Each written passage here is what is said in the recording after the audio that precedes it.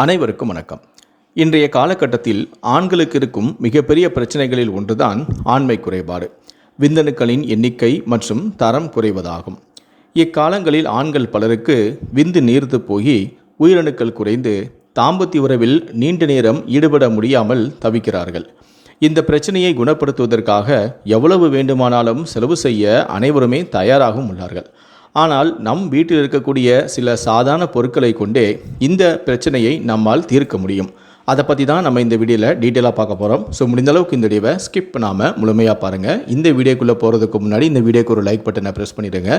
நீங்கள் இதுவரைக்கும் என்னோட சேனலை சப்ஸ்கிரைப் பண்ணாமல் இருந்தீங்கன்னா மறக்காமல் சப்ஸ்கிரைப் பண்ணிக்கோங்க. கூடவே அந்த பெல் சிம்லையும் மறக்காமல் கிளிக் பண்ணிக்கோங்க.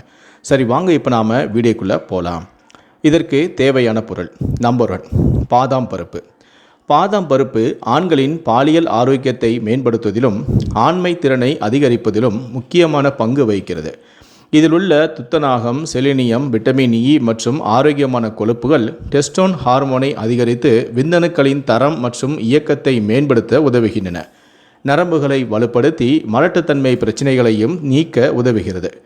இரண்டாவது, கசகசா. கசகசா ஆண்களின் பாலியல் ஆரோக்கியம் மற்றும் கரு ஊர்தலை மேம்படுத்துவதில் முக்கிய பங்கு வகிக்கிறது. பாலுடன் கலந்து உட்கொள்ளும் போது இது விந்தணுக்களின் எண்ணிக்கையை அதிகரிக்கவும் தம்பதியரின் தாம்பத்திய உறவை மேம்படுத்தவும் நிம்மதியான தூக்கத்தை தரவும் உதவுகிறது.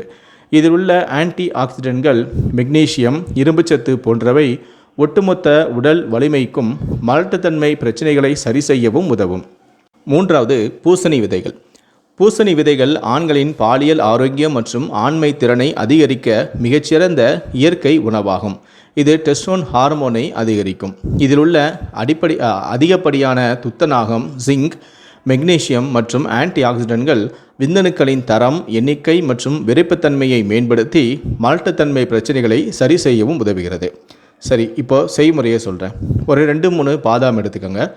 1 ஸ்பூன் பூசணி விதையையும் 1 ஸ்பூன் கசகசாவையும் எடுத்துக்கோங்க.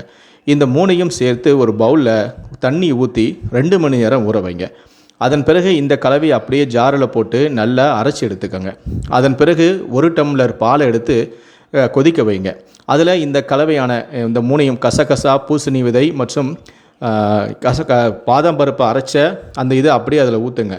ஊற்றிட்டு அந்த 1 டம்ளர் தண்ணி 1 டம்ளர் பால் 3/4 டம்ளர் வர வரைக்கும் நல்லா கொதிக்க விடுங்க.